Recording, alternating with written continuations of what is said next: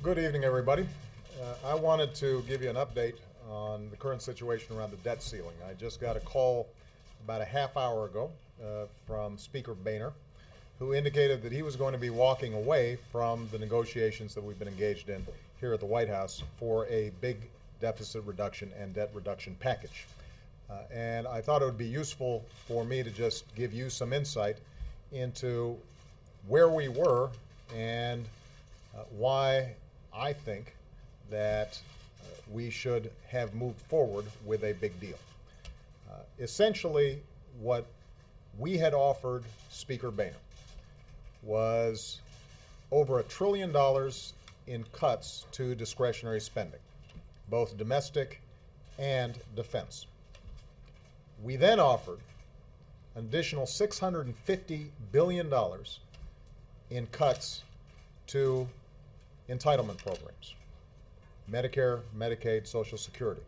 We believed that it was possible to shape those in a way that preserved the integrity of the system, made them available for the next generation, and did not affect current beneficiaries in an adverse way.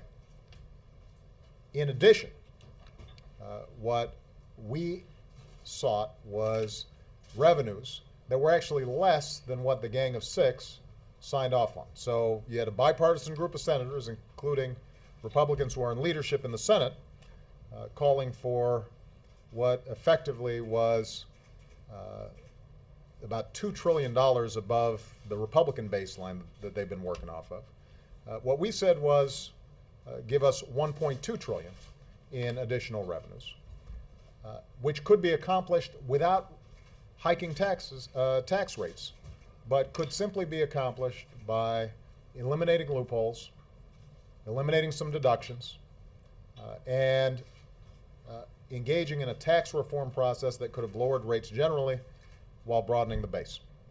So let me reiterate what we were offering. We were offering a deal that called for as much discretionary savings as the Gang of Six. We were calling for taxes that were less than what the Gang of Six had proposed. And we were calling for modifications to entitlement programs would have saved just as much over the 10-year window. In other words, this was an extraordinarily fair deal. If it was unbalanced, it was unbalanced in the direction of not enough revenue.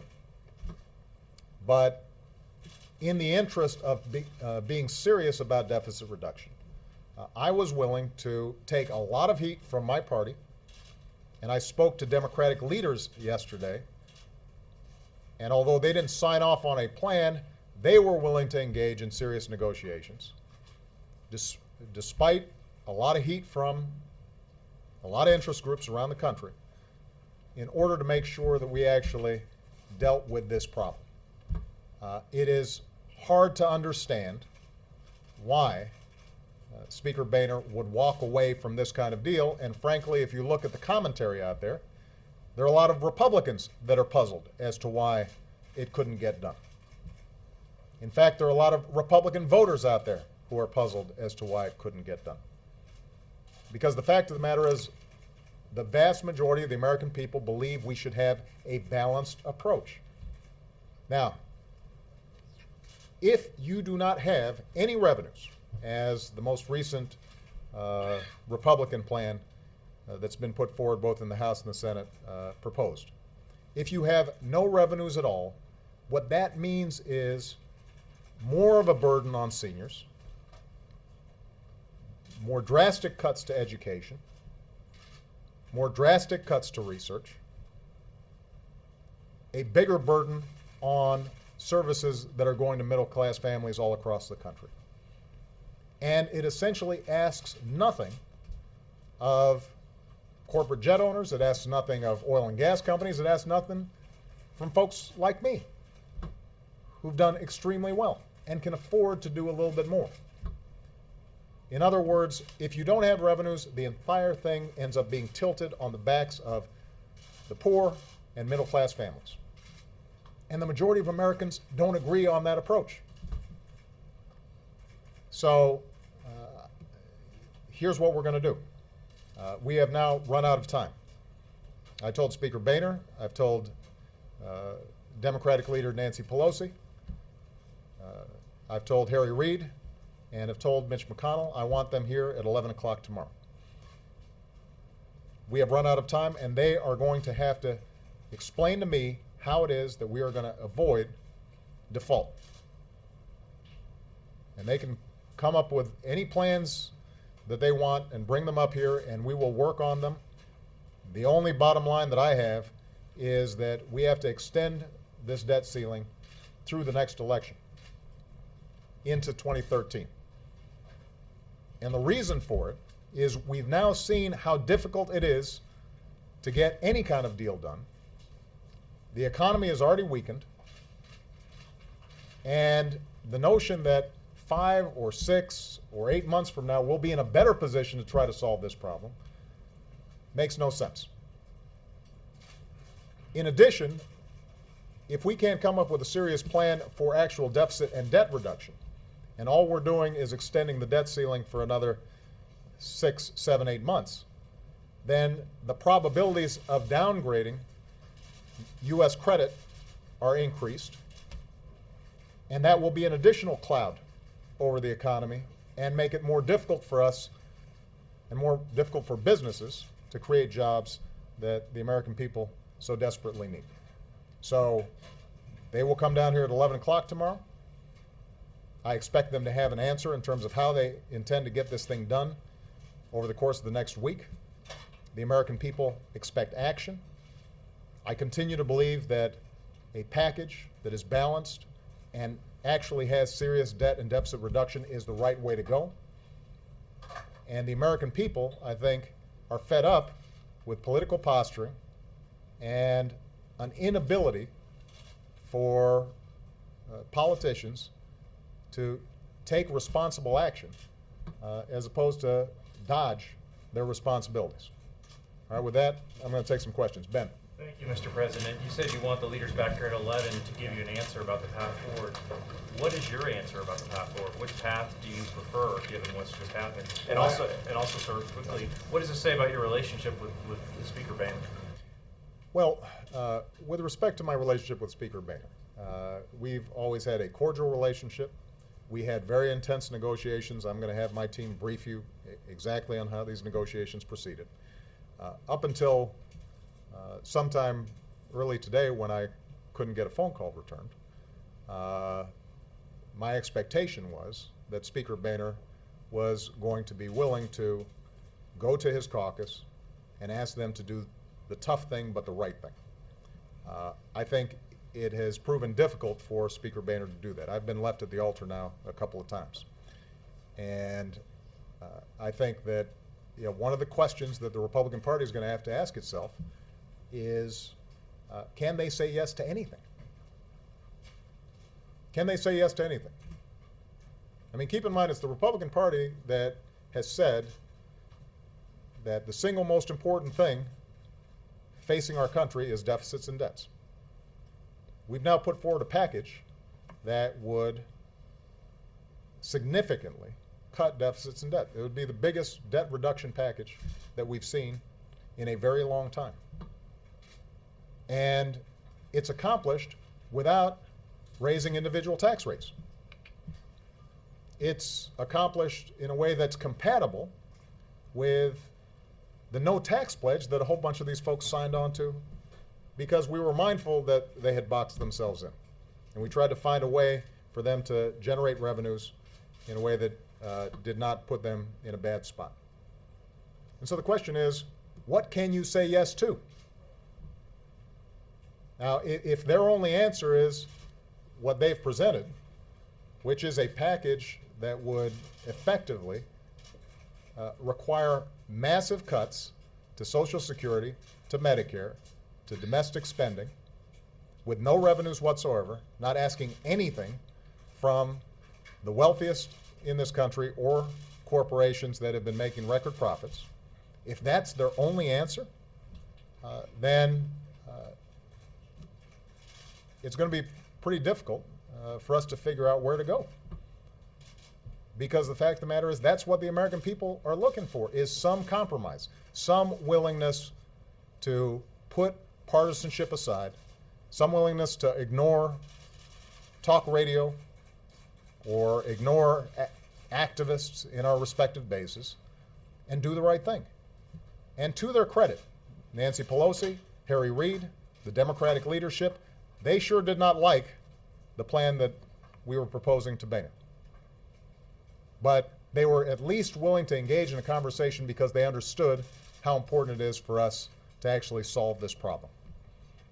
And so far, I have not seen the capacity of the House Republicans in particular to make those tough decisions. And so then the question becomes, where's the leadership? Or alternatively, how serious are you actually about debt and deficit reduction? Or do you simply want it as a campaign ploy going into the next election? Now, in terms of where we go next, here's the one thing that we've got to do. At minimum, we've got to increase the debt ceiling. At minimum. I think we need to do more than that. But as I've said before, Republican leader McConnell in the Senate put forward a plan that said he's going to go ahead and give me the responsibility to raise the debt ceiling. That way, folks in Congress can vote against it, but at least it gets done. I'm willing to take the responsibility. That's my job. So if they want to give me the responsibility to do it, I'm happy to do it. But what we're not going to do is to continue to play games and string this along for another 8-9 months and then have to go through this whole exercise all over again. That we're not going to do. Jessica Young. Standing here tonight, Mr. President, can you assure the American people that they will get their Social Security checks on August 3rd? And if not, who's to blame? Well, when it comes to all the checks, not just Social Security, veterans, people with disabilities, about 70 million checks are sent out each month. If we default, then we're going to have to make adjustments. And I'm already consulting with Secretary Geithner in terms of what the consequences would be. We should not even be in that kind of scenario. And if Congress, and in particular, the House Republicans, are not willing to make sure that we avoid default, then I think it's fair to say that they would have to take responsibility for whatever problems arise in those payments. Because let me repeat, I'm not interested in finger pointing and I'm not interested in blame, but I just want the facts to speak for themselves. We have put forward a plan that is more generous to Republican concerns than a bipartisan plan that was supported by a number of Republican senators, including at least one that is in Republican leadership in the Senate. Now, I'll leave it up to the American people to make a determination as to how fair that is. And if the leadership cannot come to an agreement in terms of how we move forward, then I think they will hold all of us accountable. But that shouldn't even be an option. That should not be an option. I'm getting letters from people who write me and say, at the end of every month, I have to skip meals. Senior citizens on Social Security who are just hanging on by a thread.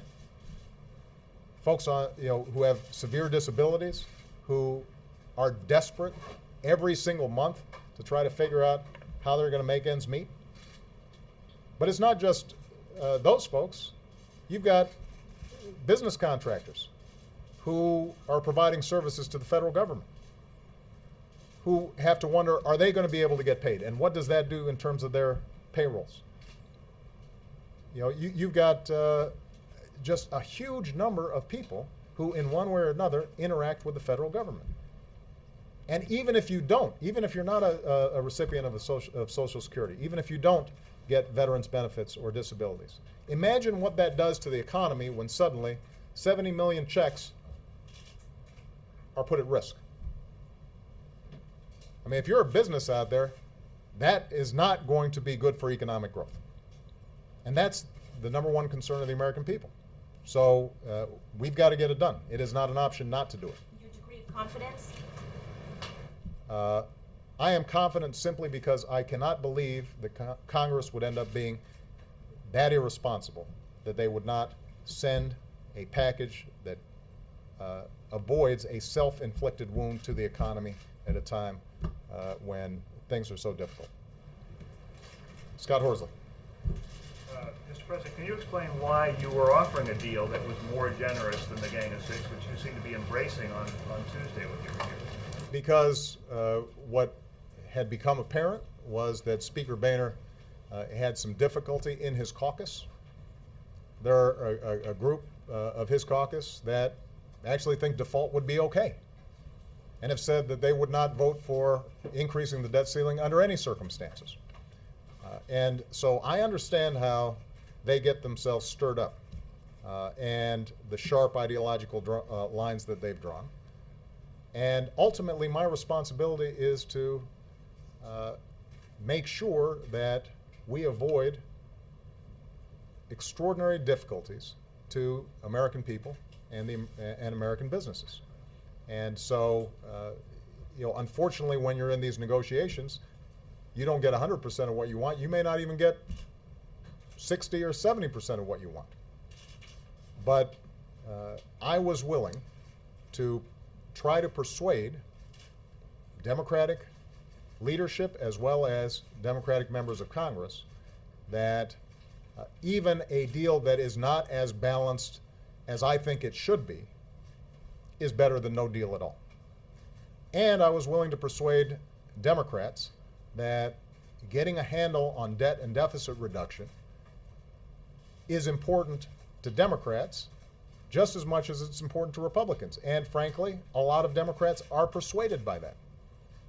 As I said in the last press conference, if you're a progressive, you should want to get our fiscal house in order, because once we do, it allows us to then have a serious conversation about the investments that we need to make, like infrastructure, like rebuilding our roads and our bridges and airports, like investing more in college education, like making sure that we're focused on the kinds of research and technology that's going to help us win the future.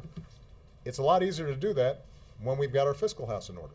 And that was an argument that I was willing to go out and make to a lot of skeptical Democrats, as you saw yesterday. But ultimately, that's what we should expect from our leaders. If this was easy, it would have already been done. And I think what a lot of the American people are so disappointed by is this sense that all the talk about responsibility, all the talk about the next generation, all the talk about making sacrifices, that when it comes to actually doing something difficult, folks walk away. And last point I'll make here, I mean, I've gone out of my way to say that both parties have to make compromises.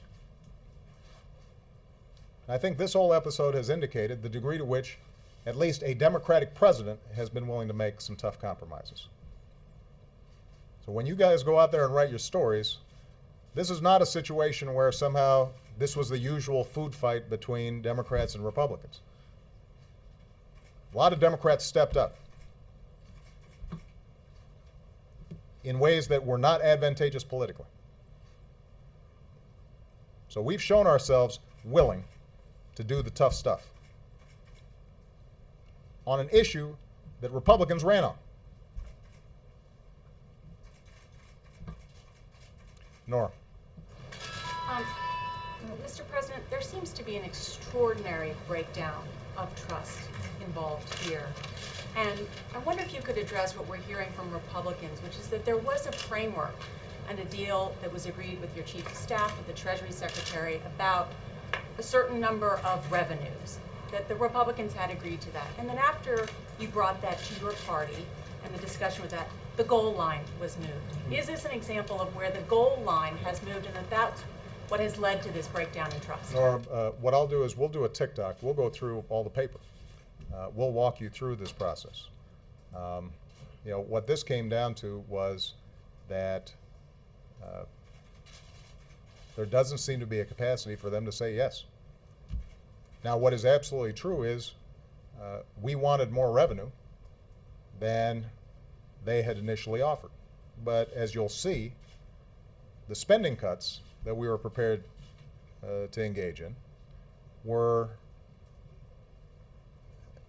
at least as significant as the spending cuts that you've seen in a whole range of bipartisan proposals, and we had basically agreed within $10 billion, $20 billion. We were within that range.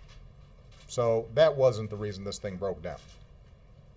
And we were consistent in saying that it was going to be important for us to have at least enough revenue that we could protect current beneficiaries of Social Security, for example, or current beneficiaries of Medicare, that we weren't slashing Medicaid so sharply that states suddenly were going to have to throw people off the health care rolls.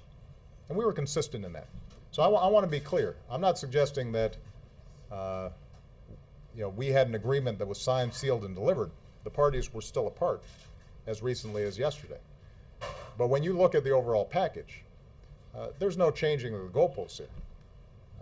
There has been a consistency on our part in saying we're willing to make the tough cuts and we're willing to take on the heat for those difficult cuts, but that there's got to be some balance in the process. What I've said publicly is the same thing that I've said privately, and I've done that consistently throughout this process. Now, with respect to this breakdown in trust, I think that we have operated above board consistently. There haven't been any surprises. I think the challenge really has to do with the seeming inability, particularly in the House of Representatives, to arrive at any kind of position that compromises any of their ideological preferences. None. And you've heard it. I mean, I'm not making this up. I think a number of members of that caucus have been very clear about that. And But they were willing to give on some revenues, apparently. absolutely. But what you saw, and again, you'll see this from the description of the deal. Essentially, what they had agreed to give on is to get back to a baseline. This starts getting technical, but there were about $800 billion in revenue that were going to be available. And what we said was, when you've got a ratio of $4 in cuts for every $1 of revenue, that's pretty hard to stomach. And we think it's important to make sure that whatever additional revenue is in there covers the amount of money that's being taken out of entitlement programs. That's only fair. If I'm saying to future recipients of Social Security or Medicare that you're going to have to make some adjustments, it's important that we're also willing to make some adjustments when it comes to corporate jet owners or oil and gas producers or people who are making millions or billions of dollars. Wendell. Where's Wendell? Wendell's not here. Leslie. Is Leslie here? Yes. There you go. Mr. President, thank you. You've said that your bottom line has been the big deal. That's not going to happen. Are you going to be willing to go back to just raising the debt ceiling bill? Well, I think I've been consistently saying here in this press room and everywhere that it is very important for us to raise the debt ceiling. We don't have an option on that. So if that's the best that Congress can do, then I will sign a extension of the debt ceiling that takes us through 2013. I don't think that's enough. I think we should do more. That's the bare minimum. That's the floor of what the American people expect us to do. So I'd like to see us do more, and when I meet with the leadership tomorrow, I'm going to say, let's do more.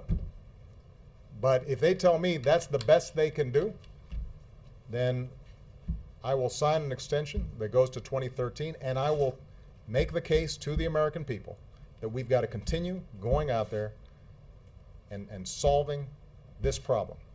It's the right thing to do, and it's time to do it. We can't keep on putting it off. You suggested that Speaker Boehner didn't return phone calls this afternoon. Could you elaborate a little bit on that? You know, I'm less concerned about me having to wait for my phone call return than I am the message that I received when I actually got the phone call.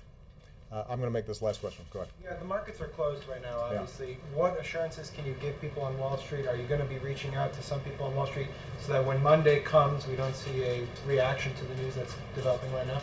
Well, I think it's very important that the leadership understands that Wall Street will be opening on Monday, and we better have some answers during the course of the next several days. What can you say to people who are watching, who work on Wall Street, who might find this news a bit alarming, perhaps? Well, I think what you should say, here's what I'd say. I remain confident that we will get an extension of the debt limit and we will not default. I am confident of that. I am less confident at this point that people are willing to step up to the plate and actually deal with the underlying problem of debt and deficits. That requires tough choices. That's what we were sent here to do. I mean, the debt ceiling, that's a formality. Historically, this has not even been an issue. It's an unpleasant vote, but it's been a routine vote that Congress does periodically. It was raised 18 times when Ronald Reagan was president. Ronald Reagan said default is not an option, that it would be hugely damaging to the prestige of the United States. And we shouldn't even consider it. So that's the easy part. We should have done that 6 months ago. The hard part is actually dealing with the underlying debt and deficits and doing it in a way that's fair. That's all the American people are looking for, some fairness. I can't tell you how many letters and emails I get, including from Republican voters, who say, look, we know that neither party is blameless when it comes to how this debt and deficit developed. There's been a lot of blame to spread around. But we sure hope you don't just balance the budget on the backs of seniors. We sure hope that we're not slashing our commitment to make sure kids can go to college. We sure hope that we're not suddenly throwing a bunch of poor kids off the Medicaid rolls so they can't get basic preventative services that keep them out of the emergency room. That's all they're looking for, is some fairness. Now, what you're going to hear, I suspect, is, well, you know, if the Senate is prepared to pass the cap, cut, and balance bill, the Republican plan, then somehow we can solve this problem. That's serious debt reduction. It turns out, actually, that the plan that Speaker Boehner and I were talking about was comparable in terms of deficit reduction. The difference was that we didn't put all the burden on the people who are least able to protect themselves, who don't have lobbyists in this town, who don't have lawyers working on the tax code for them. Working stiffs out there, ordinary folks who are struggling every day. And they know they're getting a raw deal. And they're mad at everybody about it. They're mad at Democrats and they're mad at Republicans because they know somehow, no matter how hard they work, they don't seem to be able to keep up. And what they're looking for is somebody who's willing to look out for them. That's all they're looking for. And, you know, for us not to be keeping those folks in mind every single day when we're up here, for us to be more worried about what some funder says or some talk radio show host says or what some columnist says or what pledge we signed back when we were trying to run, or worrying about having a primary fight, for us to be thinking in those terms instead of thinking about those folks is inexcusable. I mean, the American people are just desperate for folks who are willing to put aside politics just for a minute and try to get some stuff done. So when Nora asked, or somebody else asked, you know, why was I willing to go along with a deal that wasn't optimal from my perspective? It was because even if I didn't think the deal was perfect, at least it would show that this place is serious, that we're willing to take on our responsibilities even when it's tough, that we're willing to step up even when the folks who helped get us elected may disagree. And you know, at some point, I think if you want to be a leader, then you got to lead. Thank you very much. Mr.